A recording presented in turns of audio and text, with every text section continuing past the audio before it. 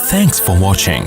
Don't forget to like, comment, share and subscribe to Mufti Tariq Masood, famous scholar. تو اب ہم انشاءاللہ اس کی تفسیر پڑھتے ہیں. لِإِيلَافِ قُرَيْشٍ إِيلَافِهِمْ رِحْلَةَ الشِّتَاءِ وَالصَّيْفِ. آپ نے پوری گرامر کے لحاظ سے تو اس کو حل کر لیا ہوگا, ترجمہ بھی سمجھ لیا ہوگا. اصل میں یہ ابتدائی آیات ہیں جب قرآن کا نزول شروع ہوا تھا. مکہ میں رسول اللہ صلی اللہ علیہ وسلم نے جب اپنی دعوت کا آغاز کیا تو اللہ تعالیٰ نے عربوں کو بتایا کہ دیکھو تم جو اس گھر کے رکھوالے ہو, اس کی وجہ سے دنیا میں تمہاری کتنی عزت ہوتی ہے. آپ کو پتہ ہے مکہ کی سرزمین ایک ایسی سرزمین تھی بواد غیر ذی زرع, جس میں زراعت بھی نہیں تھی, کچھ بھی نہیں تھا, خشک, اور ایک بس زمزم کا پانی تھا وہاں پہ. دور دراز کنویں ہوا کرتے تھے.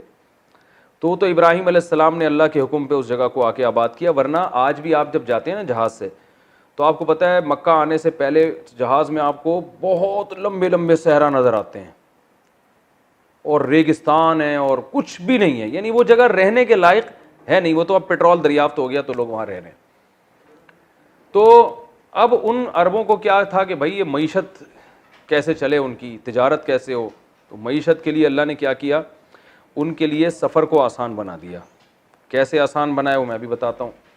تو وہ لوگ یمن میں جایا کرتے تھے. یمن بہت خوبصورت جگہ ہے. یمن میں جو ہے وہ پیداوار بھی بہت ہے, لیکن یمن ہے گرم ملک اور شام ہے ٹھنڈا. شام تو ایسا ہے, میں تو ترکی گیا ہوں نا, تو وہیں کے قریب شام ہے. تو ترکی کے وہ ایریاز جو شام کے بارڈر کے بالکل قریب ہیں, تو ہم وہاں بھی گئے تھے. تو کیا عجیب شام سے جو ہوائیں آتی ہیں, وہاں ہمیں اندازہ ہوا کہ کس قدر جو اللہ نے قرآن میں تعریف بھی کی ہے نا شام کی, ارض مقدس قرار دی اللہ نے اس کو, برکت والی زمین قرار دی ہے. تو وہاں کا زیتون اور وہاں کی ہوائیں, اور وہاں بہت نظر آتا ہے کہ اللہ کی برکتیں. تو پیداوار بہت ہے, موسم بہت اچھا ہے, ہوا بہت صاف ہے. تو عرب کیا سفر کرتے تھے سال میں.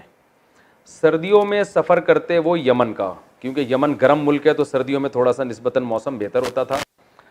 اور گرمیوں میں سفر کرتے تھے شام کا. شام ٹھنڈا ملک ہے تو گرمیوں میں اس کا موسم معتدل ہوتا تھا. تو یہ دو قافلے ان کے جایا کرتے تھے. اب آپ کو پتہ ہے کہ اس زمانے میں راستے بڑے خطرناک ہوتے تھے, ڈاکو اور یہ سب چیزیں, اتنی سیکیورٹی کا انتظام تو نہیں ہوتا تھا.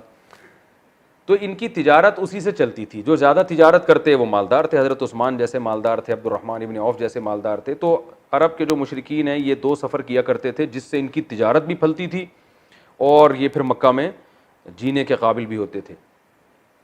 تو اس زمانے میں اتنے لمبے سفر آسان نہیں تھے, لیکن اللہ نے بیت اللہ کی وجہ سے عربوں کی عظمت لوگوں کے دلوں میں ڈال دی تھی. جب یہ یمن جاتے تو راستے میں جب لوگوں کو پتہ چلتا کہ قریش کا قافلہ جا رہا ہے, اور خاص طور پہ عربوں میں قریش چونکہ کعبہ کے متولی تھے نا, تو ان کی تو بہت زیادہ عزت ہوتی تھی کہ ابراہیم علیہ السلام کی آل اولاد میں ہیں اور یہ بیت اللہ کے کیا ہیں, رکھوالے ہیں. تو ان کی بہت عزت ہوتی تھی.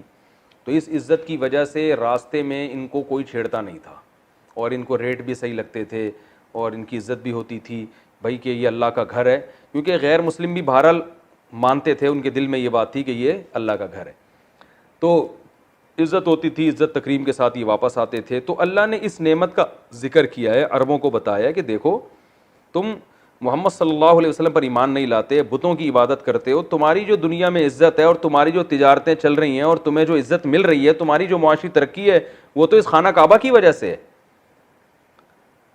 تو اللہ نے تمہارے لیے دو سفر کو مانوس کر دیا. مانوس کا معنی آسان بنا دیا. سفر ایک وحشت ہوتی ہے انسان کو جنبی جگہ جاتے ہوئے, لیکن اللہ فرماتے ہیں لإیلاف قریش, قریش کو مانوس کرنے کی وجہ سے, یعنی سردی اور گرمی کے دونوں سفر قریش کے لیے ہم نے جو مانوس کر دیے, قریش کو ان سے انسیت پیدا کر دی, وحشت ختم کر دی.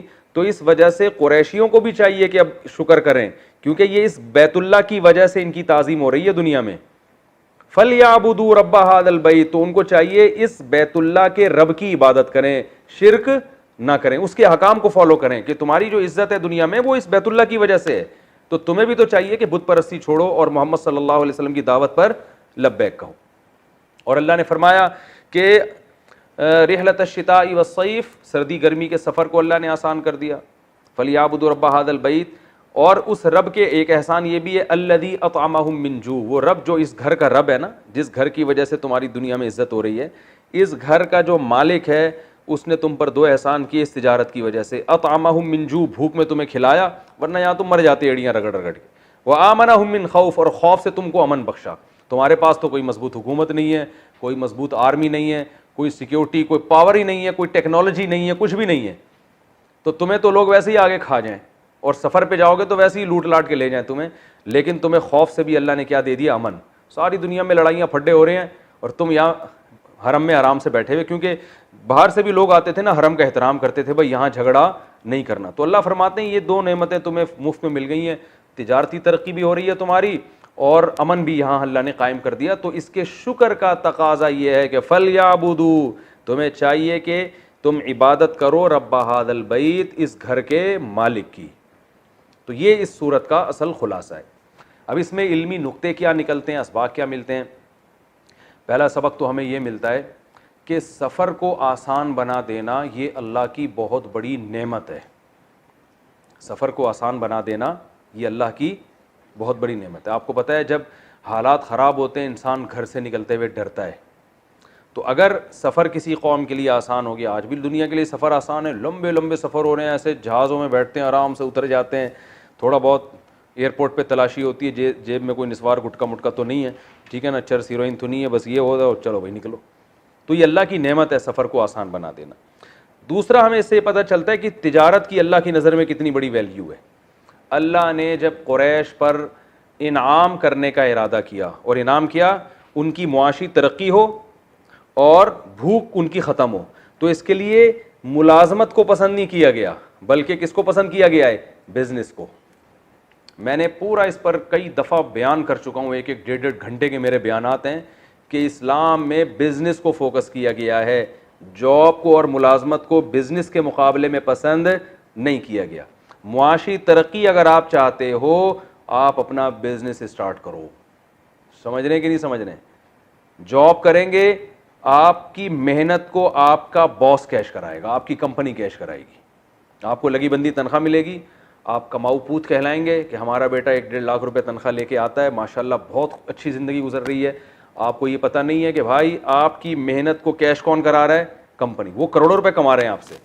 تو جب تک کوئی بڑا ہدف سامنے نہ ہو، کسی کا کوئی ویژن ہو، اس ویژن کا حصہ بننے کے لیے آپ جاب کرتے ہیں، پھر تو ٹھیک ہے۔ جیسے دینی مدارس، ایک ان کا ویژن ہے دین کو دنیا میں غالب کرنا، تو وہاں جو اساتذہ ملازمت کر رہے ہیں وہ تو اس بڑے ویژن کی تکمیل کے لیے ملازمت کر رہے ہیں، وہ ٹھیک ہے۔ آرمی میں جو لوگ جاب کرتے ہیں، ملک کا ڈیفنس ایک بہت بڑا ویژن ہے، تو وہاں جاب کرنا اس لیے اچھے کام ہے کہ بھائی وہ ایک ڈیفنس کا یعنی ایک ویژن کا حصہ ہیں، کیونکہ وہاں اس طرح جاب کیے بغیر پھر وہ سیٹ اپ چل نہیں سکتا۔